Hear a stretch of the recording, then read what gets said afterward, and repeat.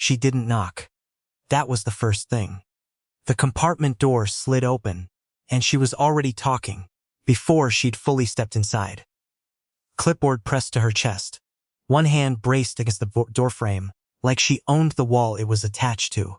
"Sir, this is a reserved roomette. You need to show me your boarding documentation right now." The man in the window seat didn't startled. He didn't look up immediately. He finished the sentence he was reading, a pencil-marked line near the bottom of a dog-eared page, and then he set the script down on the small fold-out table and looked at her. Dark eyes. Patient. The kind of patient that isn't performed. "Good morning," he said. She didn't return it. "Boarding documentation. Now, please?" Outside the window, the Mojave was just beginning to show itself. The Southwest Chief had cleared the last of the LA Basin an hour ago, and now the land was opening up, the way it does past Victorville, the houses thinning, the scrub taking over, the sky becoming something bigger than the city allows. The light at 7:14 in the morning out here had a particular quality. Pale gold. Clean. Like the day hadn't been touched yet. The man looked out at it for just a moment, before he reached into the breast pocket of his jacket. The jacket was old. Black leather, worn soft at the elbows, the collar slightly misshapen from years of being pulled up against wind. The kind of jacket a person buys once, and keeps for 15 years, because it becomes something you don't replace so much as inherit from a younger version of yourself. He pulled out his phone and opened the Amtrak app, turned the screen toward her. Reservation confirmed. Roomette 4:30. Departing Los Angeles Union Station, 6:15 a.m. Full compartment booking. Passenger name listed under Archline Productions. She looked at it, looked at him. "The reservation is under a company name." "Yes, and you are?" He held her gaze. The person sitting in the seat, something shifted behind her eyes. Not quite anger yet, something that precedes anger. The recalibration of a person who expected compliance and received something else instead. Her name was Donna Pritchard. She'd worked this line for 16 years. The Southwest Chief, Los Angeles to Chicago, 43 hours of track through desert and mesa and flatland, through towns that barely had names and cities that had too many. She knew every bend in that route, the way a musician knows a piece they've played 1,000 times. She knew which passengers were going to be difficult before they opened their mouths. She prided herself on that. She called it experience. In 16 years, Donna had filed more incident reports than any other service attendant on the Southwest Chief. She had also received 4 formal complaints. All 4 from passengers of color. All 4 closed by Regional Operations Manager Doug Harlan with the same notation. Insufficient evidence to substantiate the claim. No further action required. Doug Harlan had worked with Donna for 11 of those 16 years. They were friendly the way people become friendly when they've shared enough break rooms and delayed departures and holiday scheduling conflicts. He trusted her professionalism. He said so once in writing in response to the second complaint. "She's one of our most experienced attendants. The bar for substantiation here is simply not met." The third complaint came from a retired professor named Walter Ossie.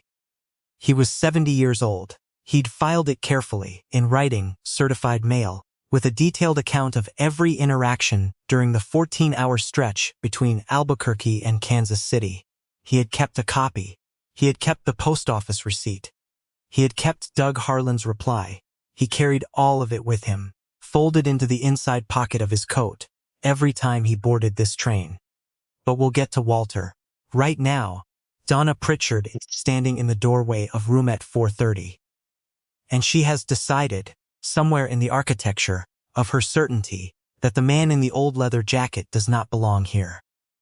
She hadn't reviewed the morning's full manifest. She'd been running late. Traffic on the 405 had been motionless for 40 minutes, and she'd boarded with 6 minutes to spare. No time for the pre-departure briefing she usually ran herself. She knew enough. She knew the compartment was flagged as a full booking. She had assumed, without checking the name, that the booking client would look a certain way. Now she was recalibrating. Sir, I need to verify that you are authorized to occupy this specific compartment. The reservation is under a corporate name, not a personal name. That requires additional documentation. What kind of documentation? A letter of authorization from the company, or a company-issued ID. He tilted his head slightly. Just enough. Is that in Amtrak's passenger policy? She straightened. It's standard procedure for corporate bookings in premium compartments. I've never been asked for that before.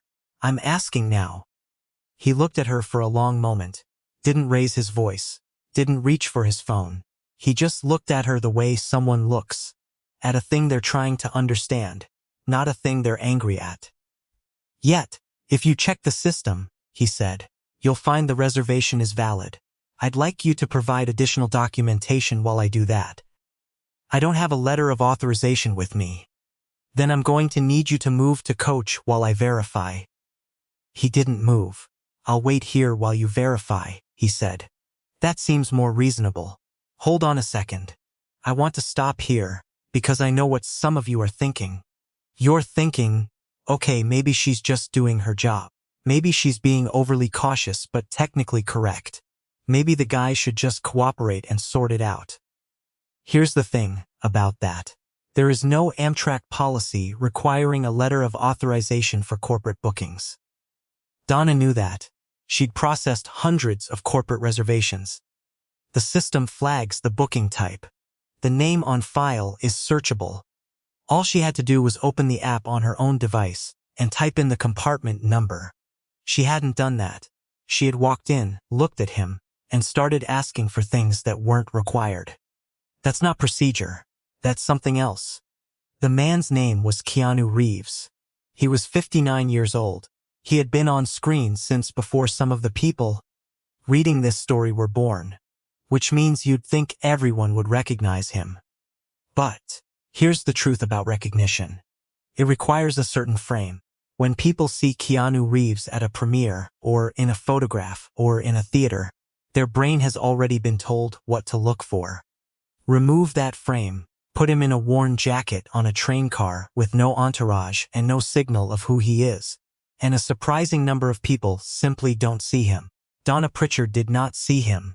She saw a man in his late 50s, dark hair going gray at the temples, a few days of stubble, old jacket, jeans that had been washed too many times, a backpack in the overhead rack that had one broken zipper pull, replaced with a knotted piece of paracord. She saw someone who, to her eye, did not match the compartment. Keanu had booked this trip through Archline Productions, which was the small production company he'd co-founded 12 years ago. Incorporated in Delaware, not famous, not searchable unless you knew what to look for. He used it to develop smaller projects, scripts that interested him for reasons that had nothing to do with box office. The compartment was his idea. Specifically this one, the same way you or I might have a favorite chair or a favorite booth at a diner. He'd done this route twice before. Something about the rhythm of it. The way the desert gave way to red rock, gave way to grassland, gave way to the flat, impossible geometry of Kansas. He couldn't get that anywhere else. He had a script with him. A quiet thing, 3 characters, a story about a father and 2 adult children settling an estate. He'd been trying to decide for 6 months whether to produce it. He'd read it 11 times. He still wasn't sure. He wanted 2 days to think without being interrupted. He was now being interrupted. "Ma'am," he said, and his voice had shifted almost perceptibly, just slightly more deliberate. "I'd prefer to stay seated while you verify. I'm not going to move to a different car." Donna's jaw tightened. "Sir, if you're not willing to cooperate with crew requests, I'll need to involve the onboard security officer." "That's your right. Is that what you want?" He looked at her steadily. "I want you to check the reservation system, which will take about 30 seconds. She held his gaze for a moment. Then she turned and walked out. The compartment door slid shut behind her. Keanu turned back to the window. The Mojave was fully itself now, the track running straight into a horizon that looked painted. A Joshua tree went past, then another. The light had warmed into something amber. He picked up the script, found his page, read 2 lines. Then he set it down again. He reached into the side pocket of his jacket and pulled out his phone. Not to call anyone. He opened the voice memo app, held it for a second, looking at the record button. He pressed it. The red timer began counting. He set the phone face down on the fold-out table, just beside the script, microphone facing up. He'd learned, a long time ago, that there were situations where you felt something building before you could name what it was. A particular quality to an interaction. The way a room changes pressure before weather arrives. This was one of those. He picked the script back up, read a line, put a small pencil mark beside a piece of dialogue that wasn't quite landing, waited. In the dining car, 3 compartments forward, Jesse Carmichael was setting up the breakfast service. Jesse was 27 years old and had been working this route for 5 months. Before this, he'd been a line cook at a catering company in Burbank. Before that, a prep cook at a hotel restaurant in Glendale, and that he'd 2 years in culinary school until the loan stopped being manageable, and the practical calculus of income versus debt made him step back and reconsider. He wasn't bitter about it. He was just figuring out the next thing, which is what people do at 27 when the path they planned turns out to be longer than the map suggested. The train job paid steadily. The hours were strange, but the rhythm was real, and there was something he hadn't expected about crossing the country at ground level twice a week. You saw a lot. Not just landscape, people. The woman traveling with her mother, who hadn't spoken in 3 years. Going to the sister's house in Albuquerque to try again. The man who'd just retired and was retracing a tape he'd taken at 22. With someone who was gone now. The college students, the retirees, the families, the solo travelers who said they just liked trains. Jesse had a good eye for people. That was the thing about food service that nobody told you going in. It wasn't about the food. It was about reading the room. He'd learned that in the catering job in Burbank, where you'd arrive at a party and have 30 seconds to read. Whether the host wanted invisible service or social service. Whether the guests were the kind of people who made eye contact with servers or the kind who didn't. Whether the atmosphere needed warmth or efficiency. Get it wrong. And the whole evening had a small wrong note running through it that nobody could name but everyone felt. On the train, it was the same skill, but slowed down to 43 hours, which made it both easier and harder. Easier because you had time to observe. Harder because you also had time to get attached. He looked up from the coffee setup. When Donna came through the dining car, her pace sharper than usual. Her clipboard held like a weapon. He knew that walk. Every new crew member learned Donna's moods from a distance, for the same reason you learn to read weather at a distance. It was safer. He watched her go through the connecting door toward the service area. He finished arranging the sugar packets. Then he walked to the narrow window at the end of the car that looked back along the corridor toward the roomette section. Compartment 430's door was closed.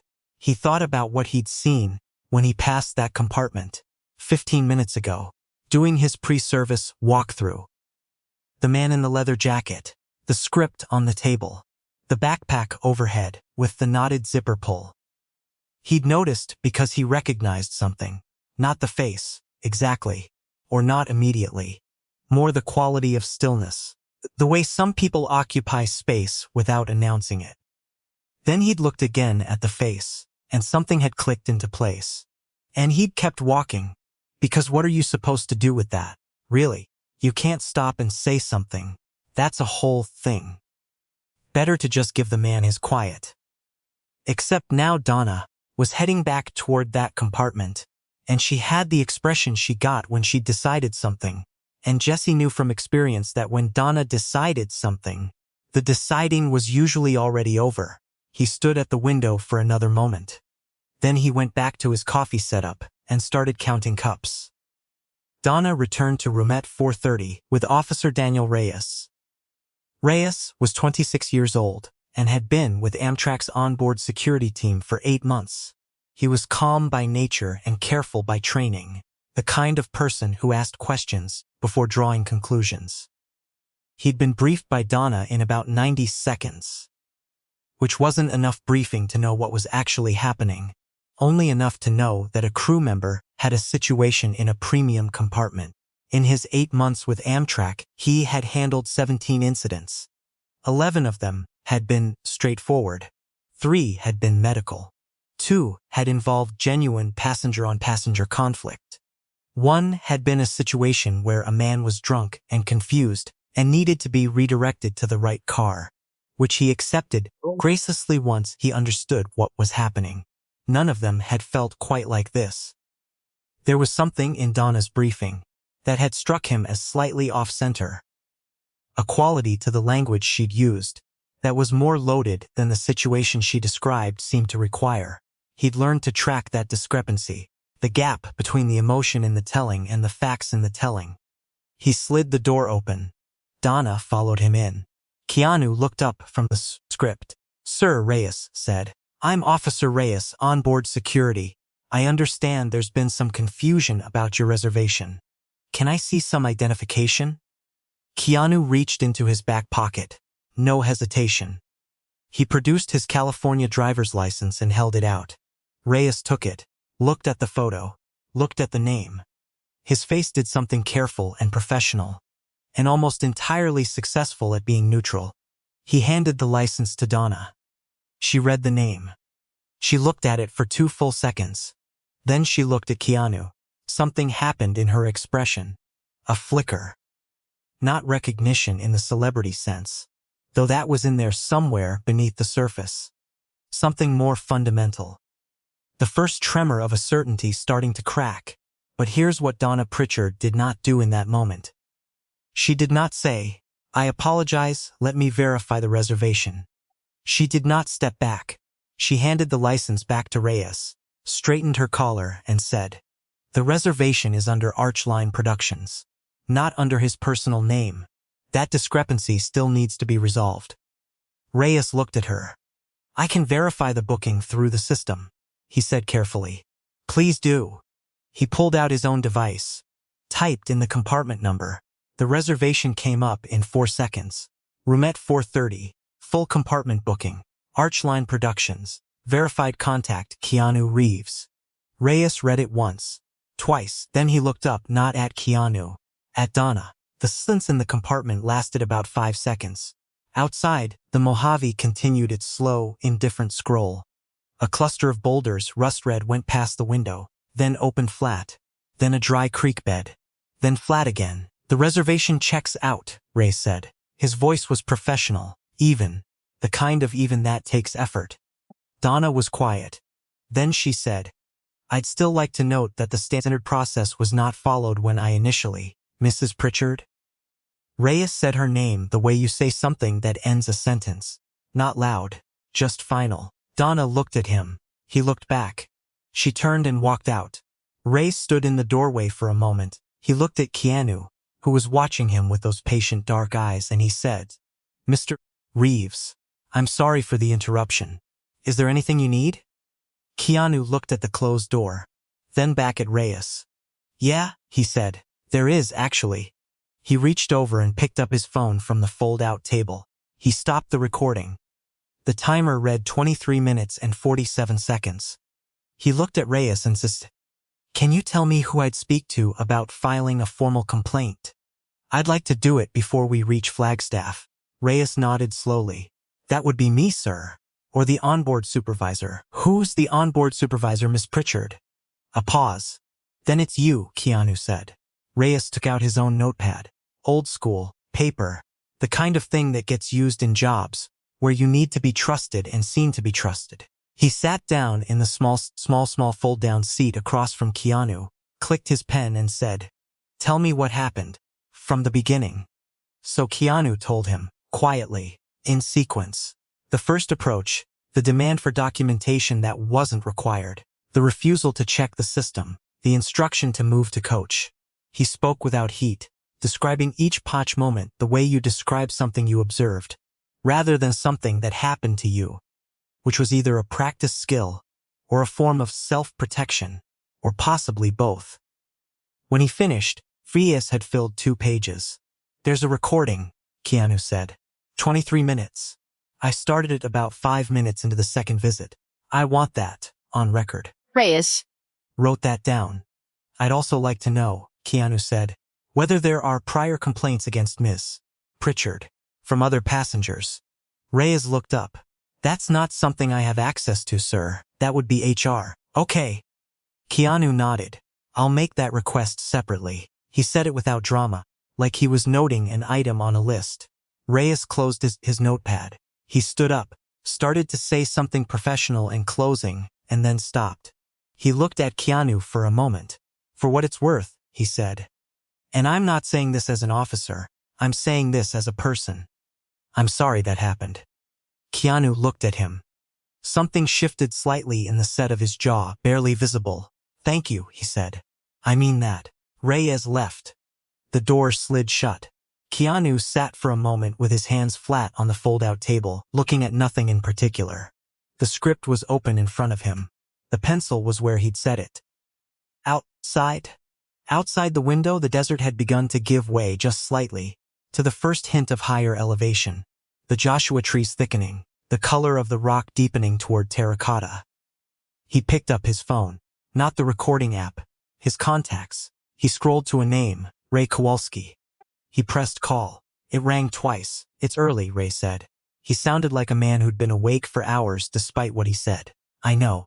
Keanu looked out the window. I need you to do a few things. What happened? I'm on the Southwest Chief. Service attendant gave me about 22 minutes of progressive harassment before the security officer stepped in. I've got a recording. A pause. Not a long one. Ray Kowalski had been Keanu's attorney for 9 years, and he had the particular quality of good lawyers, which is that they do not waste time expressing feelings when there is work to be done. How far did it go? Far enough. She told me to move to coach. She requested documentation that isn't in Amtrak's passenger policy. She told the security officer I wasn't cooperating. Any physical contact? No. Good. Send me the recording as soon as you're on Wi-Fi. I'll have it reviewed before you hit Flagstaff. A pause. She know who you are? She saw a license. And? She kept going. Another pause. Longer this time. All right, Ray said. What do you want to do? Keanu was quiet for a moment. The train curved slightly, and the angle of light through the window shifted, and for just a second, the whole Mojave was illuminated at a particular slant that made the rocks look almost liquid, like something poured and cooled a very long time ago. I want to know if there are prior complaints, he said, from other passengers. And I want them treated as part of whatever this becomes. That requires a formal request. Could take time. Start it anyway. Done. Anything else? One more thing. He reached into the pocket of his jacket with his free hand and touched the edge of the folded script. Didn't pull it out. Just touched it. There's an older man on this train. Frequent traveler. His name is Walter Ossie. He's a retired professor. I think he's had his own run-in with this attendant. I want to make sure his story gets heard too. How do you know that? I don't yet, Keanu said, but I'm going to find out. He hung up, picked up the script, found his page, read one line, looked out the window. The desert was doing that thing it does in the middle morning, where the distance plays tricks, where the horizon seems to breathe. He'd always liked that. The way the desert was honest about scale. You were small out here and it wasn't cruel about it, just accurate. He put his pencil to the page, made a small mark beside a piece of dialogue he'd been uncertain about for weeks, decided it was right, left it alone. 3 compartments forward, Jesse Carmichael was pouring the first coffee of the morning service, with hands that were not quite steady. He'd heard Reyes come through after leaving compartment 430. Say, 30. He'd read the officer's face the way he'd learned to read things in this job. Not the words, but the temperature underneath them. Something had happened in that compartment. Something that mattered. He set the carafe down, looked at the corridor. Down in car 7, In a standard seat by the window, a man with silver hair and a thick paperback in his lap was watching the desert with the particular quality of attention of someone who has looked at many things for a long time and finds most of them still interesting. His name was Walter Ossie, and he was on his way to Chicago, as he was 4 times a year, to spend a week with his daughter and his 2 grandchildren, who were old enough now to have opinions about things, and young enough that the opinions were still surprising. He had a cup of tea from the dining car going cold on the tray table. He wasn't a train romantic, exactly. He was a practical man who found that the train was cheaper than flying for his route, more comfortable for his back, and gave him time to read without anyone expecting him to have a phone to his ear. He also had, in the inside pocket of his corduroy jacket, a folded piece of paper. He'd put it there before boarding in Los Angeles, the same way he always did, on this line, with this carrier, not as a talisman, more as a reminder. The way you keep a receipt for something that cost you more than it should have. Not because you're going to do anything with it right now. Just because the record matters. Just because you refuse to let the thing exist only in your own memory, where it could be doubted, diminished, explained away. The paper was a printed copy of a formal complaint he'd filed 22 months ago, and the certified mail receipt, and Doug Harlan's reply. He'd read Harlan's reply many times. It had a quality that took him a while to name. It was written in the language of process. Every sentence was technically about the complaint, but none of them were actually about what happened. Insufficient evidence. No substantiation. Standard of proof not met. He was a historian by training. He'd spent 34 years teaching at a university in Ohio, mostly 19th centuries, American history, the Reconstruction era specifically, the period after the Civil War, when the country tried to figure out what it meant to promise freedom and then deliver something else instead. He knew the language of bureaucratic denial. He'd read it in archives. He'd taught it to graduate students as a primary source. He recognized it in Harlan's letter immediately. He sipped his cold tea and turned a page. Jesse Carmichael came through the car at 9:47 in the morning, doing a routine pass with a trash bag and a polite inquiry about whether anyone needed anything. He stopped at Walter's row. "Can I get you anything, sir? Fresh tea, maybe?" Walter looked up. He had the kind of face that had settled into itself, the lines of it distributed by decades of thinking and listening, and occasionally laughing at things other people missed. He wore reading glasses, pushed up on his forehead. "That would be good," he said. "Earl Grey if you have it." "We do." Jesse started to move on. Then he stopped. He turned back, looked at the older man, made a decision. "Sir," he said quietly, "I'm sorry to ask this, but have you ridden this route before?" Walter studied him for a moment. "Many times." "Have you ever had any issues with the service staff?" A pause. Walter Ossie looked at this young man with his trash bag, and his careful face, and his question that was a little too specific to be casual, and he said, "Why are you asking?" Jesse looked down the car. "Nobody close enough." "Something happened this morning," he said, "in one of the roomettes. I'm trying to understand if it's part of something larger." Walter was quiet. Then he reached into the inside pocket of his jacket and pulled out a folded piece of paper. He held it out. Jesse took it, unfolded it, read. His face, reading it, did several things in sequence. He looked up at Walter. "Can I show this to someone?" he asked. Walter thought for a moment. Then he nodded. "Just once." "Yes," he said. "I've been waiting 2 years for someone to ask." Jesse refolded the paper, held it carefully, like it was something that had weight beyond its paper weight. "I'll bring you fresh tea," he said. "Thank you," Walter said. And he went back to his book, but he wasn't reading anymore. He was looking at the desert with the expression of a man who has held something for a long time and has just, unsuspectedly, been given permission to set it down. The train stopped in Flagstaff at 11:23 a.m. It was scheduled for a 22-minute layover, long enough for passengers to step onto the platform and stretch, feel actual ground under their feet, breathe air that wasn't recycled. Flagstaff sits at nearly 7,000 feet, and even in late October, the air has an edge to it, thin and clean, carrying the faint resin smell of ponderosa pines from the hills to the north. Donna Pritchard did not go out to the platform. She was in the crew area, at the rear of the train, filling out what she called her account of the incident, which was a document that would bear only partial resemblance to what had actually occurred. She'd been doing this for 16 years. She knew the language. She knew how to make escalating demands sound like reasonable professional inquiry. She knew how to make a passenger who sat quietly and asked questions sound like someone who was being uncooperative and difficult. She wrote quickly. The pen moved across the form with the confidence of someone who had done this before and had no particular reason to believe the outcome would be different this time. In 19 minutes, she would learn that this time was different. Out on the platform, Jesse Carmichael was walking fast.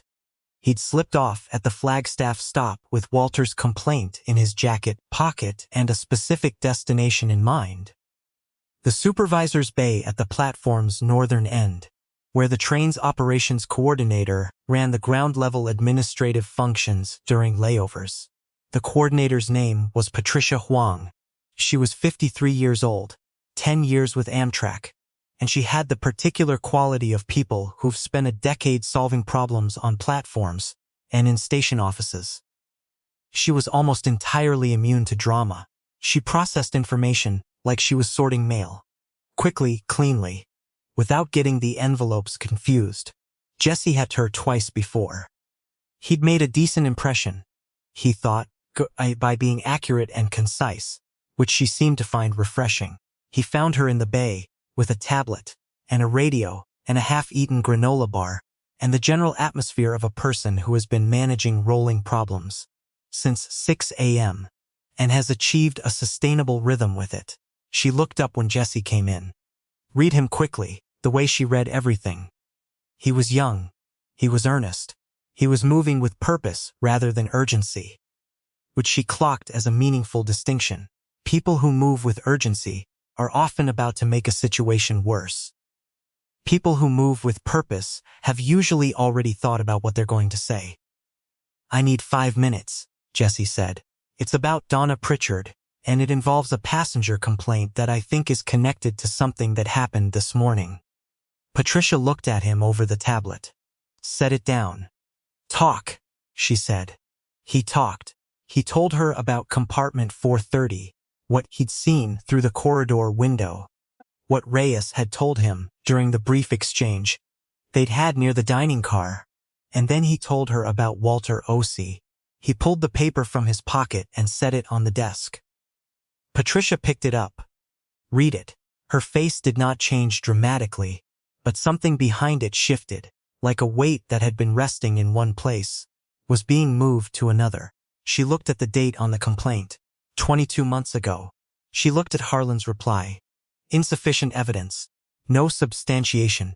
She set the paper down. Who is the passenger in 430? She said. Jesse told her. The granola bar sat untouched for the rest of the conversation. 12 minutes into the Flagstaff stop, Donna Pritchard was called to the supervisor's bay. She came without rushing, which was its own kind of message. She had her clipboard. She had her account of the incident, which she'd completed and signed. She had 16 years. She walked into the bay and found Patricia Huang, Officer Reyes, and Jesse Carmichael. She looked at Jesse for a moment, and something in her expression rearranged itself into a particular configuration. Very controlled, very still, that people who know Donna Pritchard would have recognized as the expression she makes when she has identified a threat. What is this? She said. This is a preliminary inquiry, Patricia said, which was a specific phrase with a specific weight in Amtrak's HR documentation. Donna placed her clipboard on the desk with a calm, deliberate motion. I filed my incident account 20 minutes ago. I followed protocol. The reservation system shows. Compartment 4A30 was validly booked. The passenger provided ID. The booking was confirmed through dispatch at 9:31 a.m. The name discrepancy was a legitimate concern. There's no Amtrak policy requiring personal ID verification for corporate bookings, Patricia said. You know that. I was exercising professional judgment based on 16 years of experience. I know, Patricia said. Which is why this matters more, not less. Donna straightened. I want to know who initiated this inquiry. The inquiry was initiated by a formal complaint filed by the passenger in compartment 430. Patricia paused, and by a secondary witness account.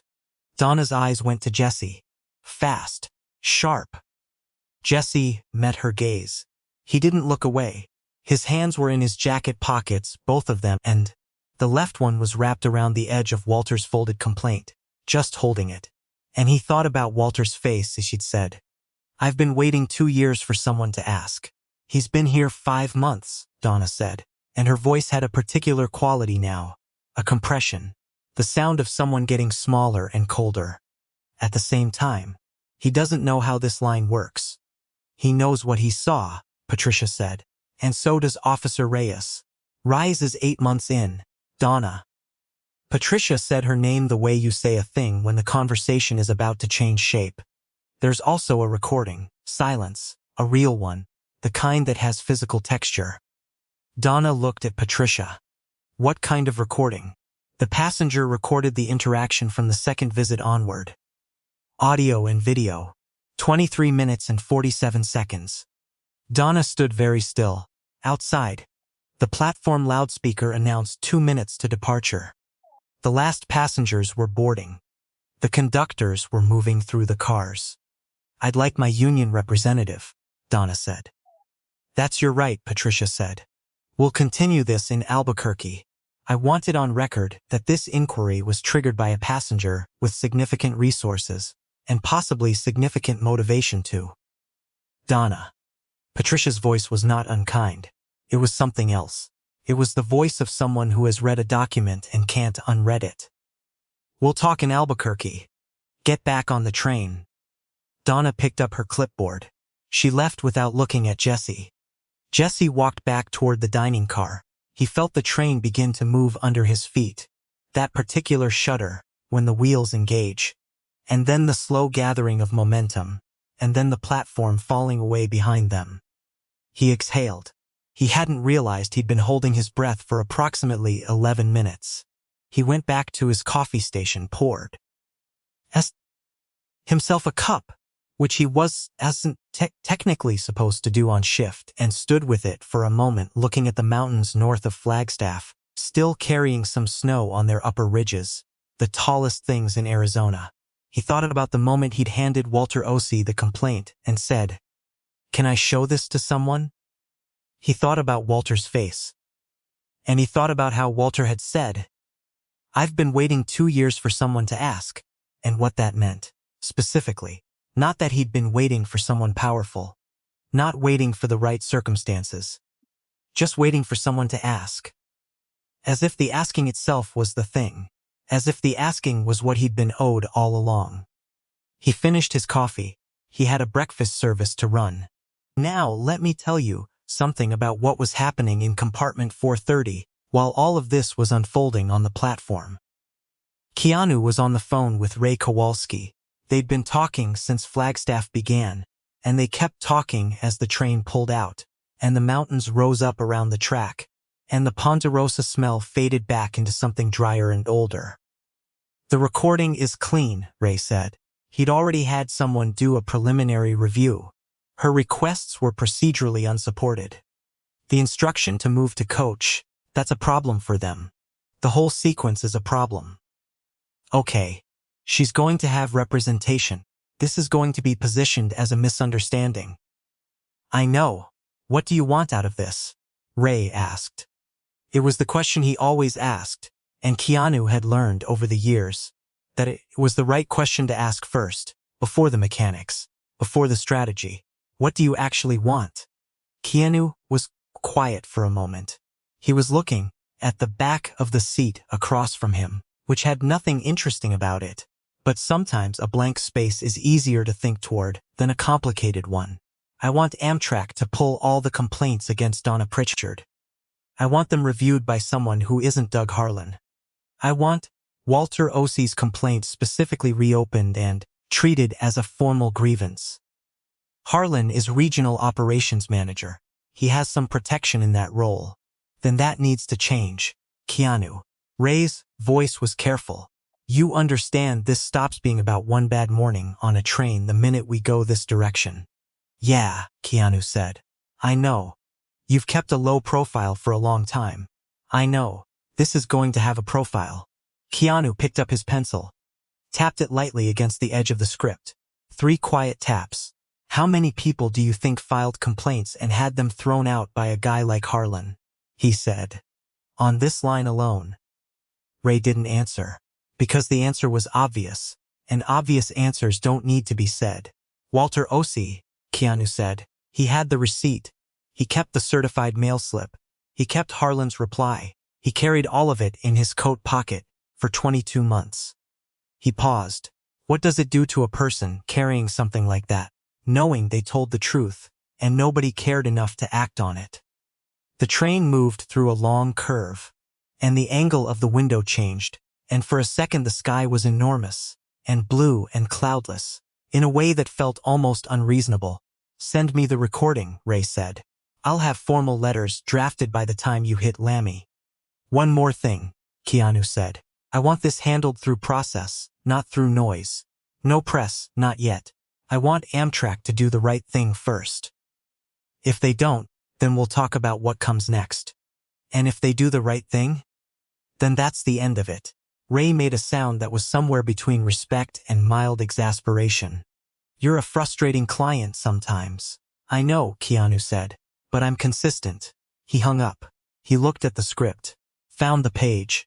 There was a piece of dialogue he'd been uncertain about for 6 months. A scene near the end where the father, who has been largely silent throughout, finally says something to his eldest child. Not an explanation, not an apology, just an observation. A thing he's noticed that the child doesn't know he's noticed. Keanu had been going back and forth on whether the line was too much. Whether it was the kind of thing a person actually says, or only the kind of thing a writer puts in a script and hopes sounds like what a person would say. He read it again, decided it was right, left it alone. By the time they reached the junction at Winslow, Officer Reyes had formally documented 3 things. 1. The complaint filed by the passenger in compartment 430, with the recording logged as attached evidence. 2. His own witness account of the second visit to the compartment, and Donna Pritchard's continued objections after the reservation was confirmed. 3.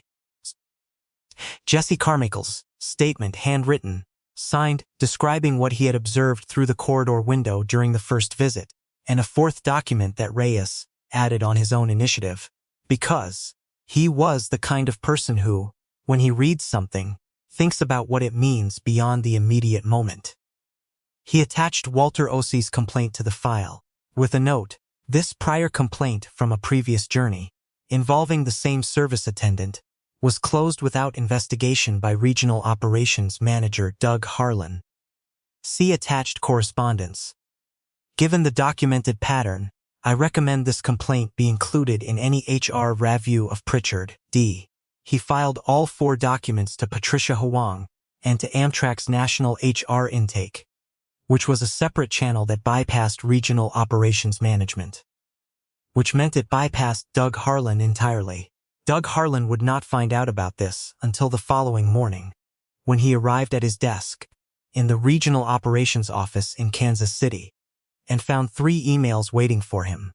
One from Amtrak's National HR, one from Amtrak's Legal Department, and one from an attorney named Ray Kowalski, which contained, as an attachment, 23 minutes and 47 seconds of audio and video, recorded in compartment 430 of the Southwest Chief on a Tuesday morning in October.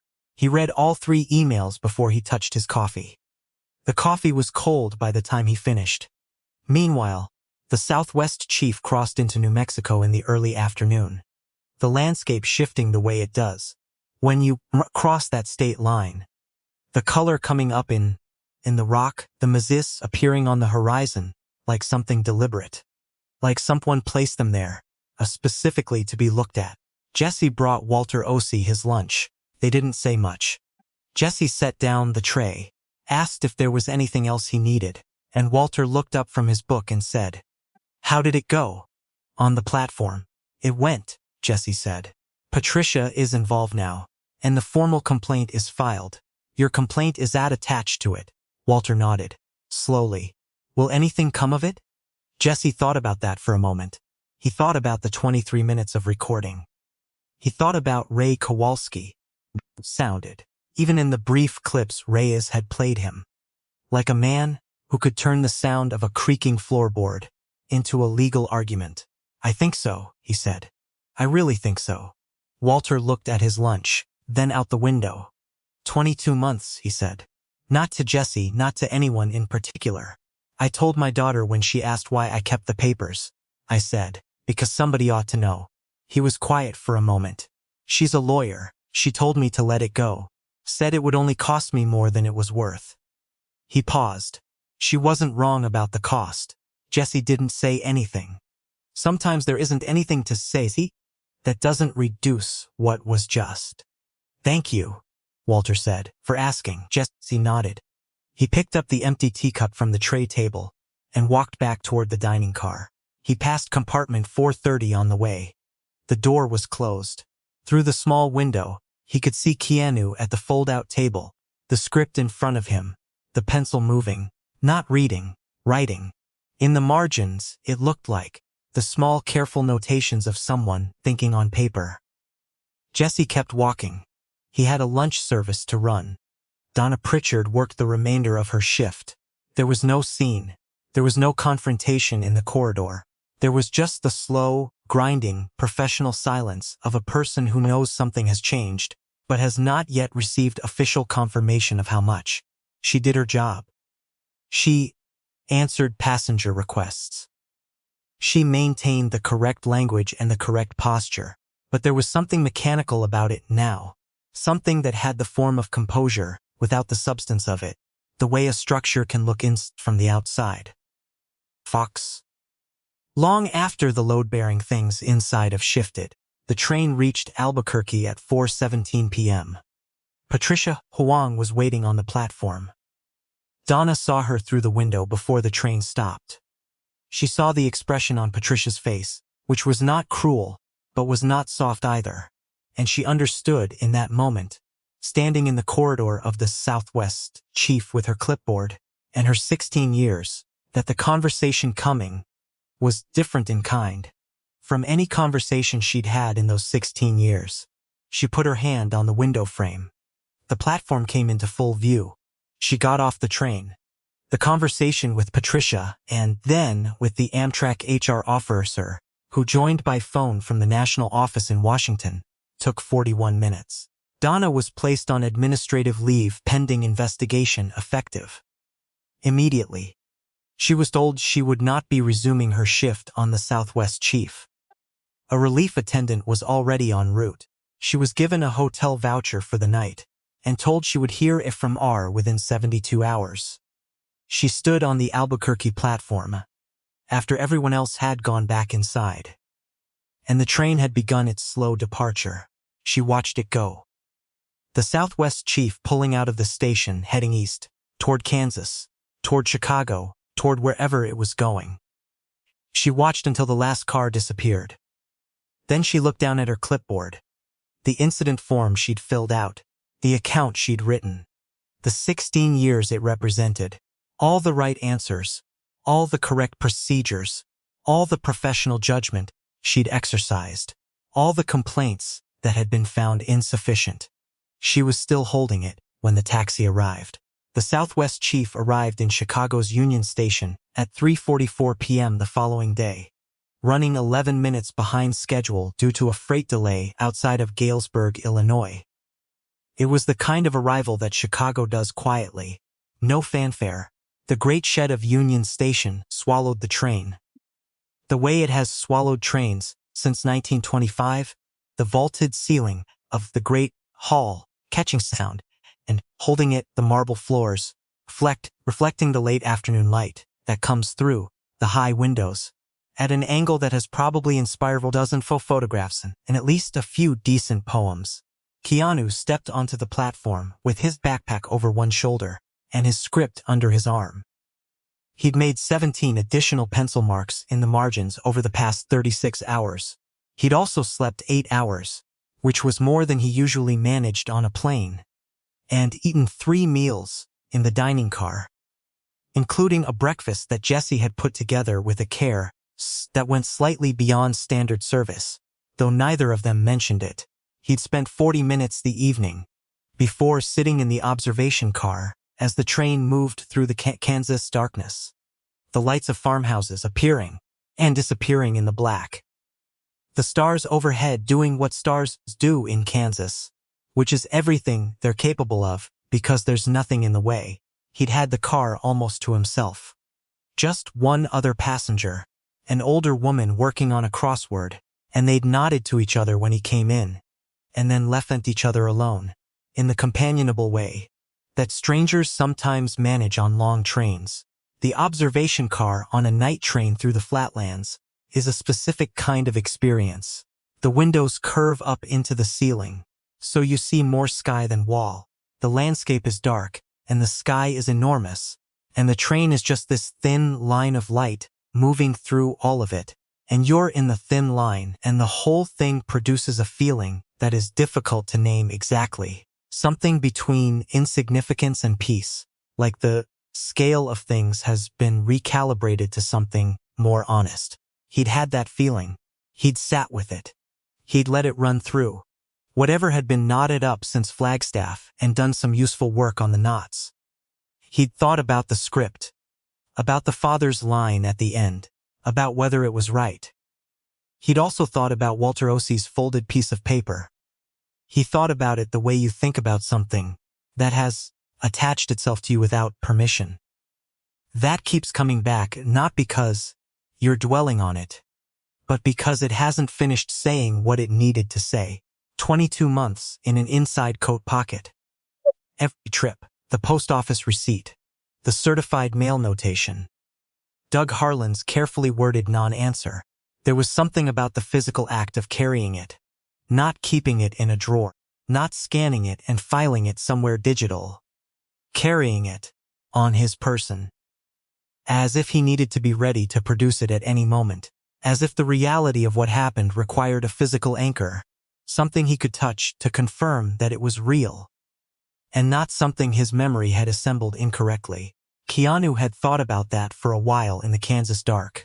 At Union Station, he came up the escalator into the Great Hall and stood for a moment in the way people stand in that space, slightly stopped by it, the proportions of it doing what they were designed to do. He called Ray.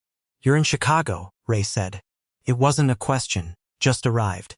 He moved toward a bench along the wall, sat down, set his backpack between his feet. Around him, the station moved, the way large stations move, which is to say in that particular way that feels both urgent and timeless at once, purposeful without being frantic. Everyone going somewhere that matters to them specifically and doesn't matter to anyone else at all. He'd been in this station many times. He always liked arriving here. Something about Union Station Chicago had a quality of arrival that other major stations didn't quite manage, the scale of it, the gravity. You felt like you'd gone somewhere, not just caught a connection. "What's the status?" Ray exhaled, which with Ray was its own kind of sentence. "Amtrak's legal reached out this morning. They want to arrange a call." "What kind of call?" "The kind where they want to know what you want before they commit to anything." "And Donna Pritchard, administrative leave. The investigation is under a national HR team, not regional, which means Harlan has no direct access to it, and Harlan himself. That's where it gets interesting." Ray paused in a way that meant he was about to say something he found professionally satisfying. The national HR team is also looking at Harlan's pattern of complaint closures over the past 11 years. They identified 9 cases involving Donna Pritchard. All 9 from passengers of color. All 9 closed by Harlan with substantially similar language. 9 cases. Keanu sat with that number for a moment. What about Walter's complaint specifically? Formally reopened. They're treating it as a live grievance. He'll be contacted this week. Keanu exhaled. Okay, he said. There's more. The Amtrak board has initiated a broader policy review of the regional complaint management structure. Not just the Southwest chief, the whole regional system. That's bigger than I asked for. I know. But when you start pulling the thread, sometimes the whole sleeve comes with it. Ray paused. The thing is, Keanu, your name is going to be attached to this. Not officially. Not in the documentation. But there are people in that building in Washington who know whose recording kicked this off. It won't stay quiet forever. Keanu looked up at the ceiling of the Great Hall. The light was changing. The afternoon moving toward evening. The quality of gold in the windows going deeper. How long do I have before it doesn't stay quiet? Couple of weeks, maybe. Someone will talk. Then I want Walter's complaint resolved before it gets loud, Keanu said. He deserves that. He deserves to know it was heard before it becomes a story. I'll push for it. And Jesse Carmichael. The dining car attendant. He was the one who connected the dots on the platform. He put his job at risk to do it. What do you want me to do about him? Keanu thought about Jesse's face through the corridor window, the careful, unhurried way he'd moved through the cars. The coffee he'd brought without being asked. Find out what he actually wants to do, Keanu said. Not what he's doing now. What he wants. See if there's something I can help with. He hung up. He sat for another moment in the Great Hall, letting the space do what it does to people, which is make them feel briefly small, in a way that isn't unpleasant. That's actually a kind of relief. Then he stood up, put his backpack on, and walked out into Chicago. Ray Kowalski moved fast, because that was how Ray Kowalski did things. Within 36 hours of the Chicago arrival, 4 things happened. Amtrak's national legal team issued a formal written apology to Keanu Reeves. Separate from any claim. Separate from any settlement. Just an apology signed by the VP of Operations, acknowledging that the service he received on the Southwest chief fell below any reasonable standard, and expressed a clear commitment to investigating why. Keanu read it once, filed it. Walter Ossie received a phone call from an Amtrak HR director who identified himself by name and rank, and then said, Dr. Ossie, I'm calling about the formal complaint you filed 22 months ago regarding your experience on the Southwest chief. We want to begin by saying that complaint should never have been closed the way it was. It was closed in error. We are reopening it as a live formal grievance, and I would like to schedule a full conversation with you at your convenience to discuss both the original incident and the steps we intend to take. Walter was sitting in his daughter's kitchen in Lincoln Park when the call came. His daughter, whose name was Patricia, and who had gone into law, and had told her father, gently, more than once, to let it go, was sitting across the table from him. She was reviewing documents for a case, reading glasses on, red pen in hand, the particular focused quiet of a person trained to find problems in language. She looked up when her father's phone rang, looked back down at her documents when he answered it. She was used to her father's calls. Colleagues from the university, former students, who still checked in, old friends distributed across the country, in the way that a life in academia distributes people. She was not paying attention, until she noticed that her father had gone very still. Walter watched her faces during the call. He watched her set her pen down. He watched her look up again, slowly. And this time she didn't look back down. She watched her father's face during the call. When he hung up, she said, Dad, what was that? Walter put the phone down on the table. He looked at his hands for a moment. Someone asked, he said. She didn't fully understand what he meant, but she didn't ask him to explain. She reached across the table and put her hand on his. They sat like that for a minute. Then she got up to start dinner. Doug Harlan's employment was terminated for cause 14 days after the Flagstaff stop. The investigation into his pattern of complaint closures found systematic documented failure to investigate 31 complaints over 11 years, 17 of which named specific crew members with repeat offenses. His severance was denied. The termination letter, which Keanu never asked to read, and which Ray described briefly over the phone, cited conduct inconsistent with Amtrak's stated values, and a failure of fundamental supervisory responsibility. Ray said, "He's talking about suing for wrongful termination." Keanu said, "He won't." "Probably not," Ray agreed.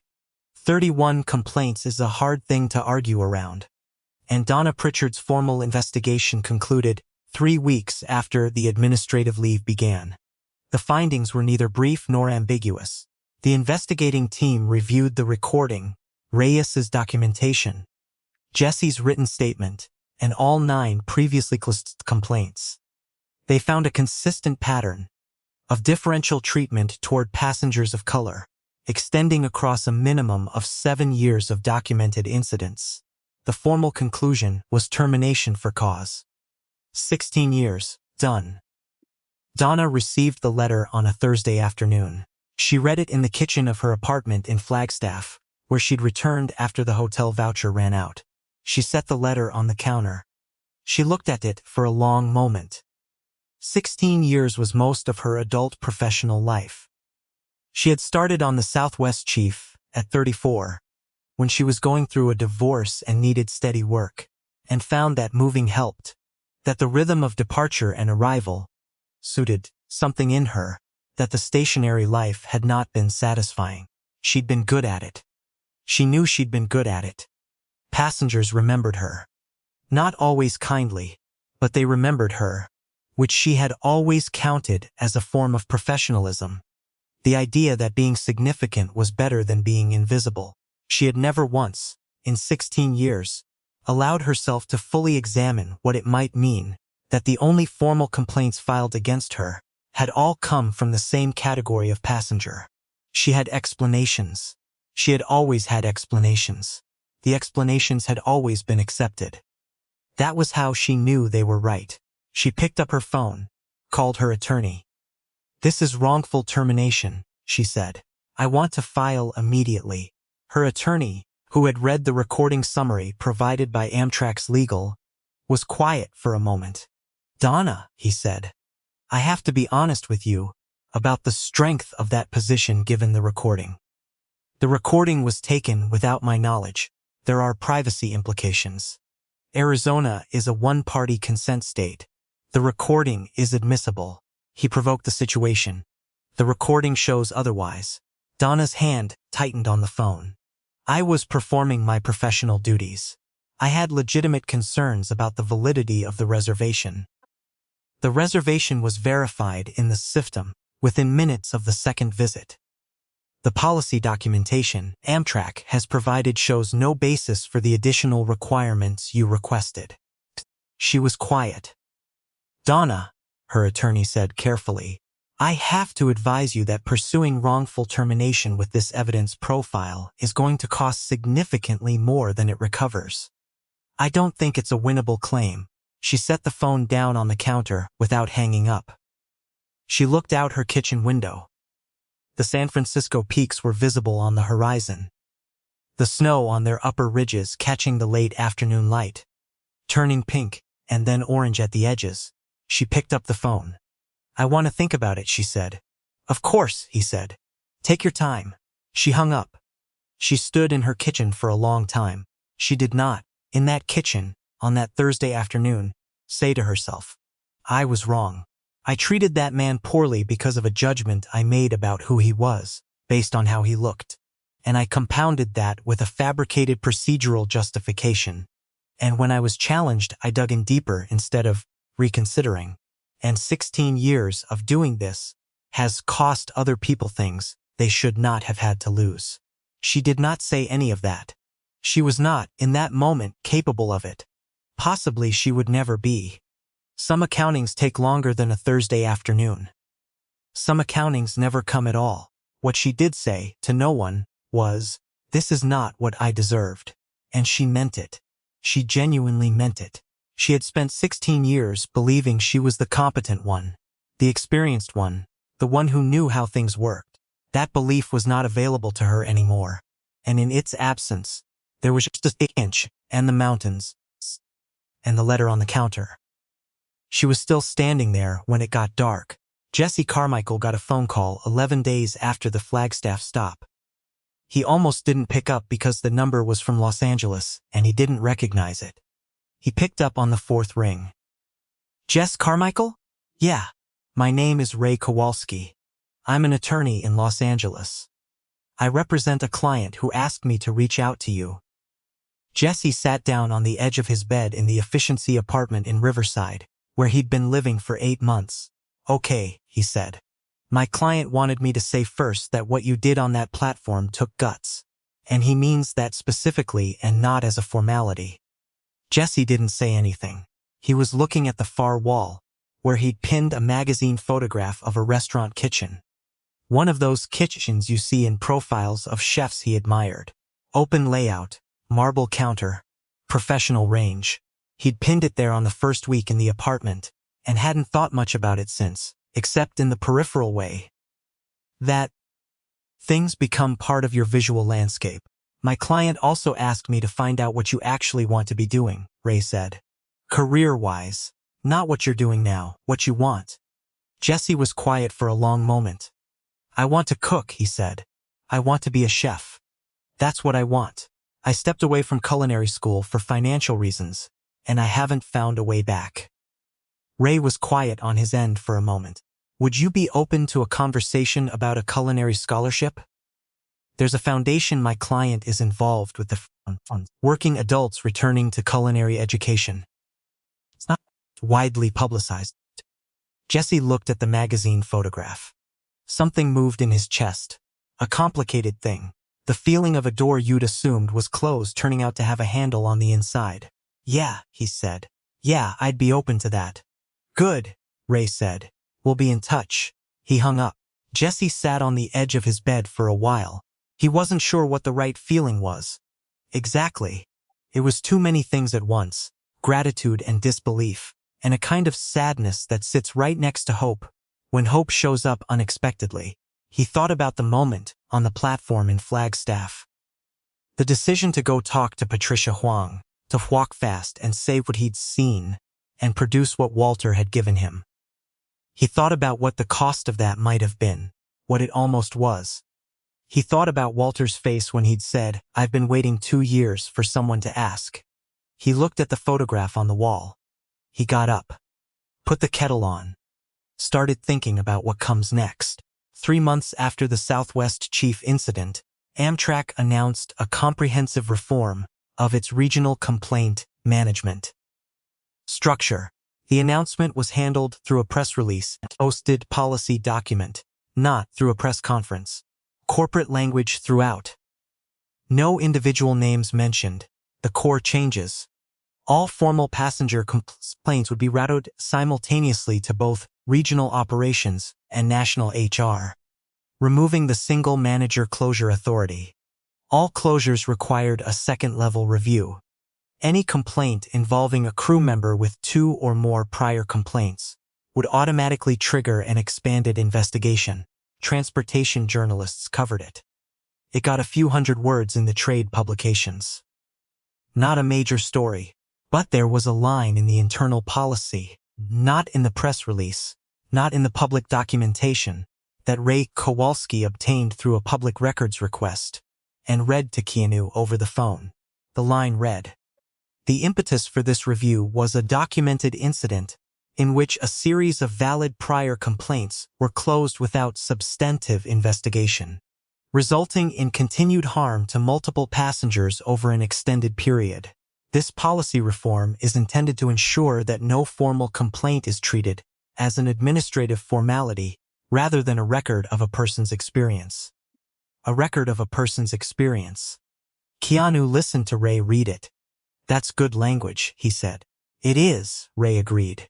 They were quiet for a moment. The way people are quiet when a thing has been said that doesn't need to be added to.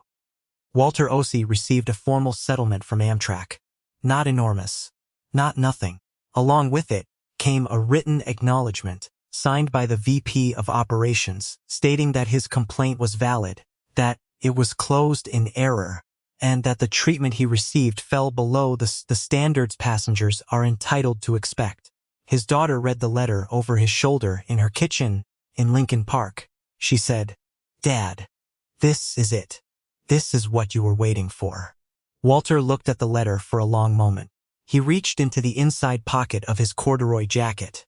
He took out the folded piece of paper, the complaint, the certified mail receipt. Doug Harlan's reply. He looked at them, one at a time. Then he set them on the kitchen table, smoothed them flat, and left them there. He didn't need to carry them anymore. Now, where is everyone? Keanu returned to Los Angeles and went back to the production company offices. He kept a side street in Silver Lake. He finished reading the script. He made the decision he'd been working toward for 6 months. He called the writer and said, "I'm in. Let's make this." He still takes the train when he has time. Still books his compartment through Archline Productions. Still travels alone. Backpack, jacket, script or book or notebook or sometimes just the window. He doesn't think of himself as someone who fixed something. He thinks of himself as someone who happened to be in the right compartment to not let a thing go that should not have been go. The distinction matters to him. Donna Pritchard did not pursue the wrongful termination claim. Her attorney had been right about the math. She relocated. She's found work, which is a kind word for what she's doing, and she's managing, which is also a kind word. There are things she said to herself about what happened that are partially true and partially the architecture of self-protection that people build when the full truth is more than they can live with. She believes, at some functional level, that she was treated unfairly. She believes this in the genuine, uncomplicated way that people believe things that are not true. She will probably always believe it. Jesse Carmichael deferred from the Southwest Chief route in February to begin an accelerated culinary program at a school in Pasadena. He's told the story to exactly 3 people. 2 of them are his closest friends. One is his mother. He doesn't plan to tell anyone else, partly because it's private, and partly because the most important part of the story isn't even really about him. He thinks about Walter Ossie sometimes. He hopes the kitchen job he takes when he graduates is good enough to be worth the waiting. Walter Ossie still takes the train to Chicago 4 times a year. He no longer carries the papers. The inside pocket of his corduroy jacket, which used to hold the complaint and the receipt, and Harlan's reply, now holds a photograph. His daughter sent it to him after Christmas. It's a picture of all of them. Walter and his daughter and his 2 grandchildren. At the kitchen table, someone's birthday. The cake slightly lopsided because his youngest grandchild had insisted on helping frost it. He reaches in and touches it sometimes. On the long stretch between Albuquerque and Kansas City, when the landscape goes big and flattened and the sky gets serious. Not because he needs to confirm anything, just because it's there. I keep coming back to the piece of paper. Not the recording, not the legal process, not the final outcome. The folded complaint in Walter Ossie's coat pocket. The fact that he carried it for 22 months, without knowing if it would ever matter. I keep thinking about the particular kind of stubbornness that requires, not anger, exactly, not hope, exactly, something patient than either of those. Something that says, this happened. I know it happened. I'm going to keep the evidence that it happened, even if no one ever asks. There's something about Walter handing Jesse a piece of paper that I can't quite leave alone. He'd kept it for 22 months, and he gave it to a 27-year-old dining car attendant he'd spoken to for about 4 minutes. Why did he do that? Because Jesse asked. That's the whole answer. Because someone asked, with the right quality of seriousness, and Walter recognized it. I think about how many pieces of paper like that are in how many coat pockets right now. People carrying the record of something that happened to them. Something they told someone who didn't listen, waiting for the asking. Walter didn't need a billionaire. He needed someone to ask. That's the part that stays with me.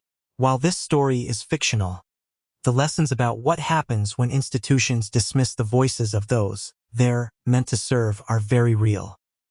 Thank you for following this story.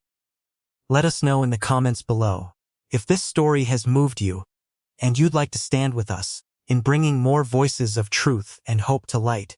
Please consider supporting our work. Even the smallest gift helps us continue creating and sharing these powerful stories. You can find the donate link in the description. And of course, don't forget to subscribe so you won't miss the next chapter we're preparing for you.